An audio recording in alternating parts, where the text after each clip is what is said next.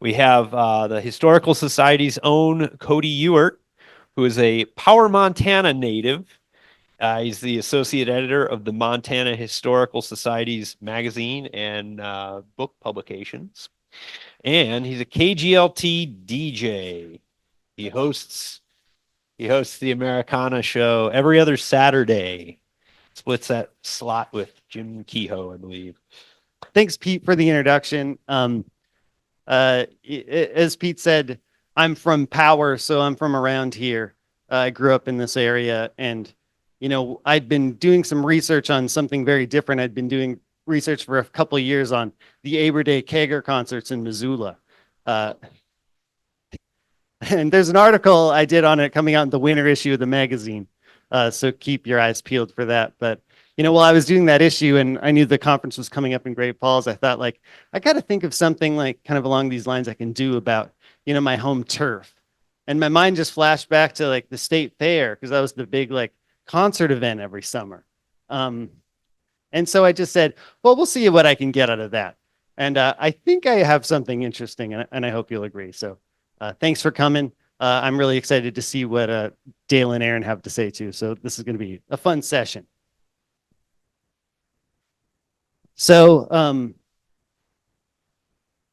now my hands are full. The lapel mic would have been nice. All right, so ahead of the 1992 Montana State Fair, there was an advertisement in the Great Falls Tribune that was meant to stoke excitement for that year's slate of concerts. And perhaps counterintuitively, tried to do so by referencing something that happened the year before. Garth was great, it blared, but the entertainment has just begun. So indeed, back in 1991, the fair had featured rising country star Garth Brooks, who put on what was, at the time, the largest concert in Montana history. While promoters admitted that what they had on tap for 1992 likely wouldn't overshadow that event, they nonetheless tried to assure Montanans that the fair still had plenty to offer entertainment-wise. So in the nearly 100-year history of the event known as the Montana State Fair, Garth Brooks' 1991 night show stands out for its record-breaking size. Over 14,000 attendees crowded the grandstand area at the Montana Expo Park to see him play. And to this day, that show looms really large in the memory of many who attended, and of course, some who didn't. Now, tracing the story of this concert and some of its precedents provides a lens, I think, into how the importance of music at the fair has evolved over time. Originally, this was just one amusement among many, but the musicians booked to play the fair gradually became one of its biggest draws, and in the process, the Montana State Fair became not only the state's leading agricultural exposition, but possibly North Central Montana's most important cultural event. So historically, historians of state and county fairs have typically talked about them as events meant to showcase agricultural production and to promote innovation in agriculture. Given their roots in the mid-19th and the early 20th century, these events are most often discussed in the context of like heady themes like nation building, modernization, and efforts to reconcile urban and rural life. But since the mid-20th century, at least, entertainment has been, if not the chief purpose of such events, then the leading draw for most attendees. So most Americans now associate state and county fairs as places where you go on wild rides, eat fried foods, and play rigged games. But since the 60s, music has been a huge part of the allure of the fair as well. It brings in a lot of attendees and it helps bolster the bottom line. So before we trace the evolution of entertainment and music at the state fair, just a little bit of background. Great Falls did not host a major fair in its early years. In 1889, there was a group formed called the North Montana Fair Association, but they didn't really put on a fair the way we think of it now. It was just a horse racing association. And they kind of built some land on the west side for a track, and that was kind of what was going on there. But because of that, some people say, well, the fair's been going on since 1891, but not really. That was kind of a different thing. But horse racing still factors into this story, so keep that in mind. Now, the real history of the fair in Montana starts with the actual Montana State Fair, which was held in Helena starting in 1903. So in 1903, the state legislature passed a measure that would fund an official state fair in Helena. During the discussions about that event, representatives and prominent figures from Great Falls tried to make the case that, well, Great Falls should have the fair and not Helena, because Great Falls was more central to the state's agricultural interests. That didn't work. The fair was held in Helena, and initially it was a big success. People would come to the capital city to see the agricultural products people were showing off, like this prize bull, or they would attend such exciting amusements as an attractive baby contest held in 1912. This is the kind of stuff people did for fun in the Progressive era. I don't know why either. So the fair was initially very successful, but following World War I, it fell on hard times. The state's economy craters. There's a spate of brutally dry weather, and a lot of homesteaders kind of leave and abandon the state. The state fair loses its status as an independent state agency in 1921, and 4 years later, it's kind of desperately trying to get people to come back, running a campaign asking people, we got to make this a fair like it used to be. But a lot of people in the state couldn't afford to travel, and plenty of others saw little reason to celebrate agricultural production at its time when agriculture in the state was really hurting. So despite the struggles that are facing the state, people in Cascade County wanted to start a county fair around this time in 1926, 1927. So they took the first step toward this in 1926 when they purchased a livestock pavilion on the city's west side and the 80 acres surrounding it. The city then raised $30,000 toward constructing the facilities, which the county agreed to match. This architect's drawing, which appeared in the Tribune in 1927, pretty closely resembles the fair's kind of modern look. So the North Montana Fair, as it was then called, officially opened in 1931. This newspaper article, those kind of survey of the big fairs in the state, called the grounds there one of the finest and most modern fair plants in the entire Northwest. So the fairgrounds included an auditorium, several barns, and, quote, the largest grandstand and bleachers in the Northwest, furnishing seating capacity to 7,000 people. And that's the grandstand there. That's a part of this story later on. The fair also boasted a top-notch entertainment program, which included daytime events such as harness racing, rodeo, and, quote, band music. That year's night show, they had night shows even in 1931, was, quote, an elaborate musical comedy direct from Chicago, together with a spectacular fireworks program. So back then, visitors could go to all 5 days of the fair for just $2, or they could pay 25 cents for each individual day. A screaming deal, really. So meanwhile, the Montana State Fair is the North Montana Fair in Great Falls is getting off to a start. In 1932, that's the last year of the Montana State Fair in Helena. It's lost all its funding. The state's sort of given up on it. It's over. So in 1933, the state's governor, Frank Cooney, comes down and attends the North Montana Fair in Great Falls and says, well, this is the best event like this we've got left. This is what we've got. So 5 years later, 1936, the fair changes its name to the North Montana State Fair. And that's where the state part of it comes from. Even though it is not and has not ever been the official state fair. It's just a county fair, but it calls itself the state fair. So that's why you can just kind of do that. Also in 1936, the first year at the North Montana State Fair, there's daredevils. There's a pilot who flew a plane into a crudely constructed house and destroyed them both. Stuff like that. There was a guy who dived out of an airplane wearing a web suit to slow his descent. And there was a little bit of music. But of course, these night shows were mostly these musical comedy reviews that would be the same thing every night. and they were free with the price of admission. So for nearly the first 3 decades of the fair, that night show typically involved one act that performed on consecutive nights. And this was also true in 1959, by which point the state had dropped the North and was the fair had dropped the North and was just the Montana State Fair. But that year, that night show incorporated a new singing act that drew really big crowds. Of course, I'm talking about the Lennon sisters. Some of you may be familiar with the Lennons. They were a singing quartet that rose to fame on the Lawrence Welk Show, starting in 1955. And they drew huge crowds to the state fair. Now, they were performing as part of one of these night shows that had a lot of different entertainments. That included an elephant named Koa, who rolled a ball, stood on one foot, and caught whirling batons, among other feats. Somehow, people were more impressed by the Lennons than the elephant. I don't know, but they were.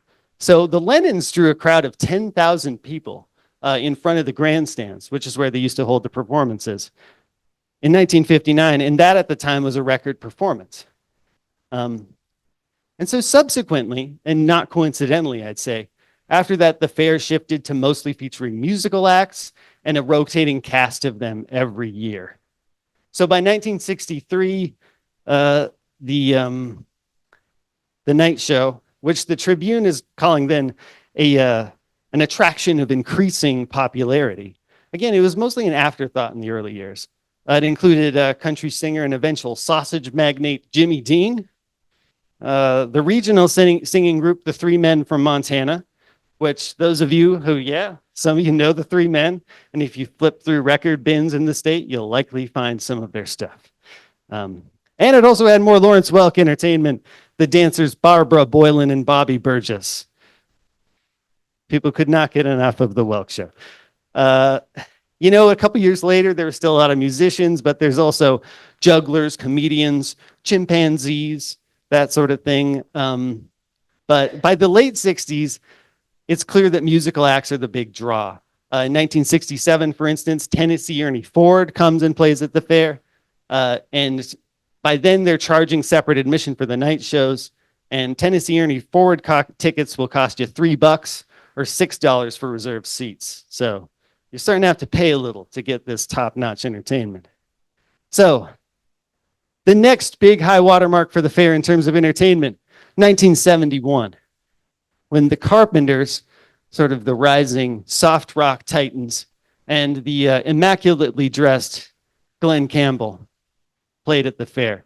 Now, the Carpenters concerts were also a big deal. And the sales for the shows at this year's fair were kind of through the roof out of the gate. The Carpenters sell out both their shows at the fair, and indeed, back then, all the performers would play 2 shows. They'd play an early show and a late show. So 2 sellout crowds for the Carpenters, 2 near sellout crowds for Glenn Campbell. Sorry. Don't know where that came from. Riding high on the success of Wichita Lineman. The Tribune sort of said the Carpenters' performance was a record breaker. Of course, we know that wasn't true because they only had about 7,000 people, and the Lennon sisters bested that by far. This begins a trend of people not really knowing exactly what the record crowds were in the state, which will continue for a while. So anyway, this kind of sets the template for entertainment throughout the 70s. The 70s are kind of a high water mark for entertainment at fair. There's a lot of big-time country singers and other sort of pop-oriented singers that come and play at the fair. But importantly, it's just worth noting that the kinds of performers that are playing at the fair, you would not mistake for the kind of people that played at, say, the Aber Day Kegger or at the Spring Thaw in Missoula. There were different types of bands that were playing for the college crowd. These are shaggier, more sonically adventurous acts, I would say. Whereas the fair kind of catered in safe entertainment and really leaned heavily on country music, especially. Ahead of these 1971 shows, the fair manager makes a really interesting claim. He says, if we're going to forget the night show, we might as well just forget the fair. Without a night show, the fair can't make it. Now, that's a pretty big shift from just a decade earlier when these things are kind of afterthoughts, right? They're free with the price of admission. They're usually the same thing every night. Now the fair manager's saying, we can't really do this without these people. So things are changing. And the fair is also trying to push for a better entertainment venue, which they build in 1979 with the Four Seasons Arena. They were tired of having these concerts all outdoors because sometimes they'd be rained out. And in fact, the year before the Four Seasons opened, Eddie Rabbitt plays the fair, and Eddie Rabbitt gets rained out. Ironically, since he, of course, is the singer of I Love a Rainy Night.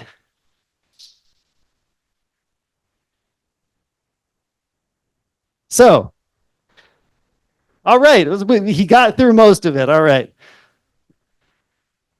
Congrats, Eddie.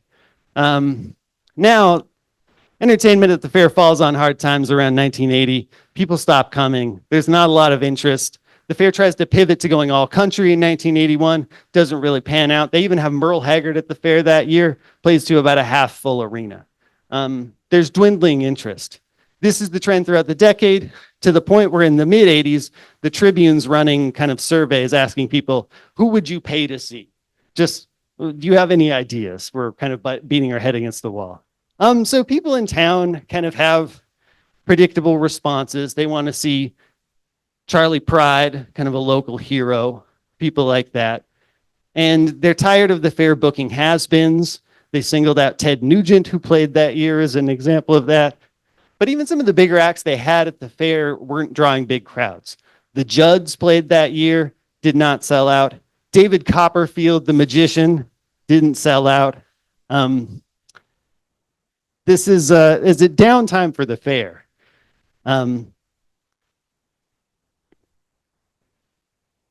So for the rest of the 80s, the strategy is pretty much the same. The fair's kind of grasping at straws. They get the best country singers they can afford, and they try to bring in some other entertainments like magicians. And in 1987 and 1988, they have professional wrestling at the fair.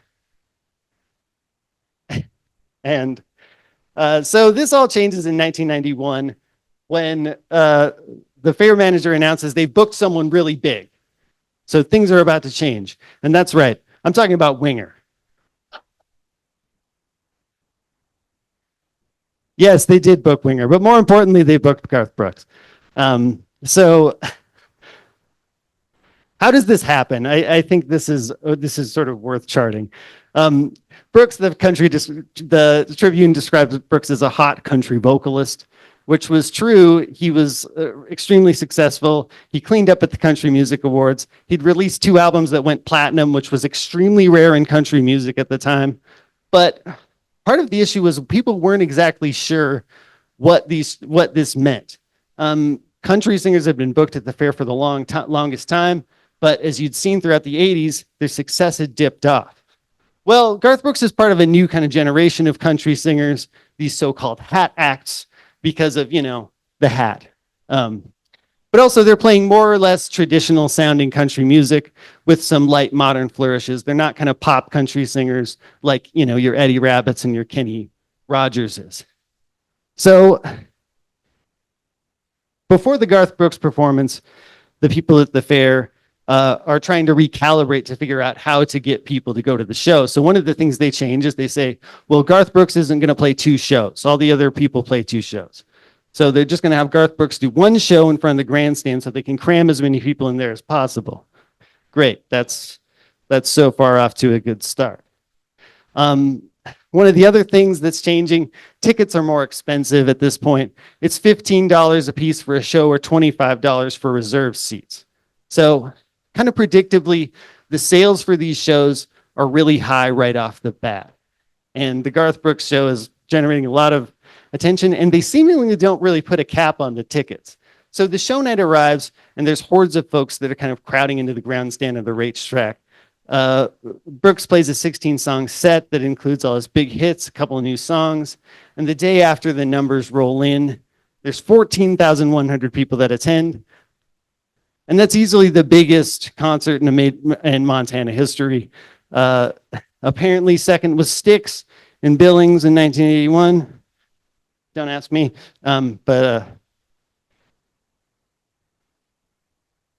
Outside of football games at Washington Grizzly Stadium, in fact, this was the largest ticketed event in Montana history at that point. So Why is this important? Well, the fair sees a huge boost because of this. The number of people who showed up to that year's fair on opening day was about 15,000 people more than had showed up the previous year. Attendance for the whole year was about 11% higher overall. And a lot of that can be traced to the fact that more people were showing up due to this concert. Now, just to kind of like wrap up a little more about what the legacy of this is. 1992, right? They're trying to draw people back to the fair by calling back to Garth Brooks. And one of the other ways they're trying to do this is trying to make promises about like, we can recapture that magic again. So the fair manager that year tells the Tribune, we're hoping that Alan Jackson will be the Garth Brooks of 1992. This would not be the last time he made that claim. In 1993, he said, we're hoping that Brooks and Dunn will be the Garth Brooks of 1993. So, you know, these guys both draw pretty big crowds, but they are not the Garth Brookses of their respective years. And moreover, the prices of booking people is getting higher all the time. They can't afford to bring in these big acts. And the fair, once again, is having a hard time filling these slots with things that are going to draw big crowds. They try to recapture some of the Garth Brooks magic in 1993 by bringing in Alvin and the Chipmunks, who had an album called Chipmunks in Low Places, which inexplicably does not include a cover of Friends in Low Places. I didn't listen to it. I'm not a sadist. But in a disastrous turn of events, the Chipmunks were not able to play because they lost their heads. The heads were lost in the mail, and they were not allowed to perform. So this is indicative of the declining fortunes of the fair at the time. So the Garth Brooks concert at the Montana State Fair remained the largest show in Montana history until 1998, when Pearl Jam played to 22,000 fans in Washington Grizzly Stadium in Missoula.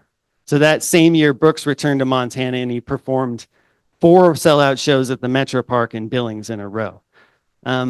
The fair, meanwhile, hasn't really come as close to booking a major act at the height of their commercial relevance. And that boils down, I think, to 2 factors. First, big artists demand higher fees. And second, the facilities at the Expo Park simply can't accommodate these types of events.